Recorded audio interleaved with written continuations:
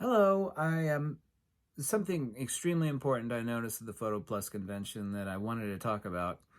And I mentioned this basically 2 years ago because Fujifilm did something awesome, but I think they also made a mistake, only a minor mistake, is that, and it's brilliant. I mean, you've got certain sectors of the camera market, crop sensor, APS-C, micro four thirds, crop sensor, full frame, and of course you have different types of cameras like pro DSLRs, and you got mirrorless, entry-level mirrorless.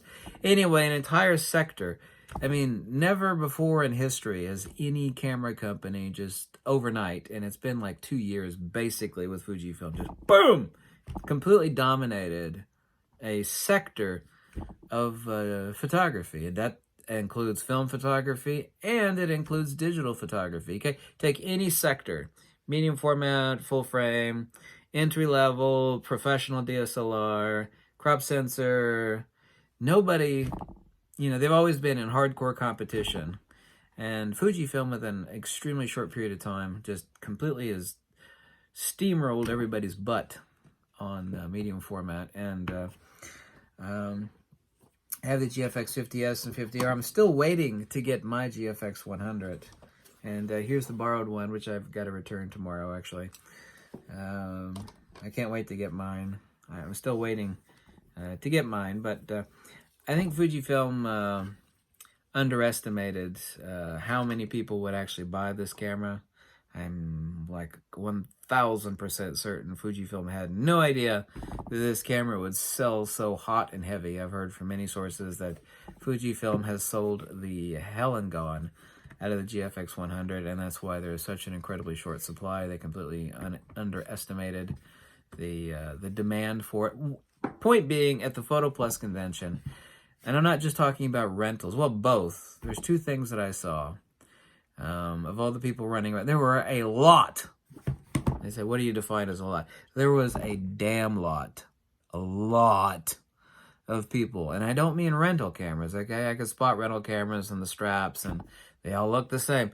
There was a lot of people there with GF. I got several of them posted up on my Instagram, people that wanted to meet me. I bought a GFX off my recommendation. Excuse me. Damn. Sorry about sneezing. Even one of them was a Fujifilm shooter. Her last name is Conklin. And she kept looking at me, and I was like, what? Oh, hi. I didn't recognize her at first. And she said, oh, yeah, when I was reviewing medium format cameras and which GFX to get, I was watching your videos. I was like, well, that's incredibly sweet. That was very kind of her to say that.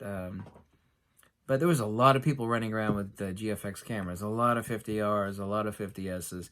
And also, too, a couple people were chirping that they tried to get a GFX. They were all rented out. I mean, the point being is that the interest, a lot of people, show up to PHOTOPLUS. They have no camera stores because camera stores have all gone, the way of the tumbleweeds.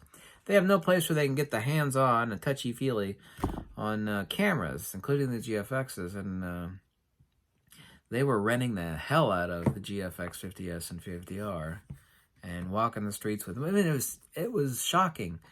And I think, I'm 100% certain that Fujifilm, even though they knew they were going to dominate medium format with those three cameras, 50S, 50R, and the GFX 100, and certainly future iterations, whatever those may be, they underestimated how hot and heavy people were going to jump into that. They knew they'd dominate it, but I think they're completely rolled off their heels and lack of realization of how well. And I said this was going to happen.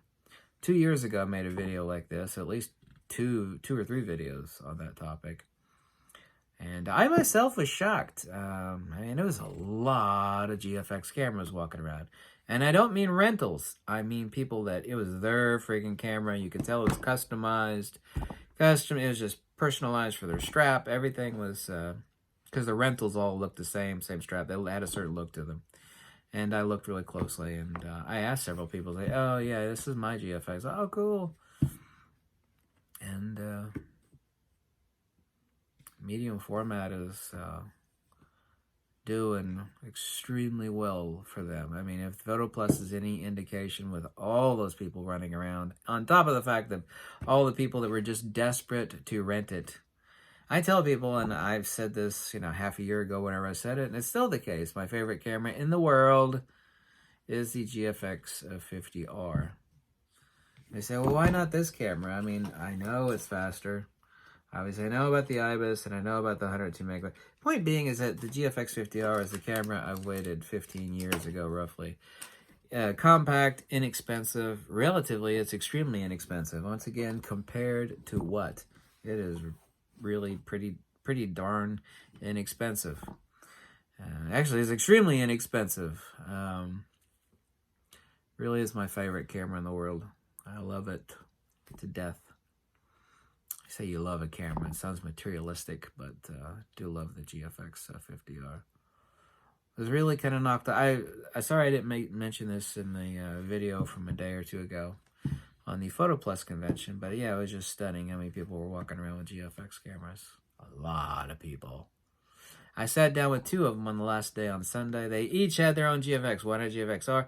I posted their pictures up on Instagram. Can I take a shot of you? Yeah, sure. And we were talking about lenses.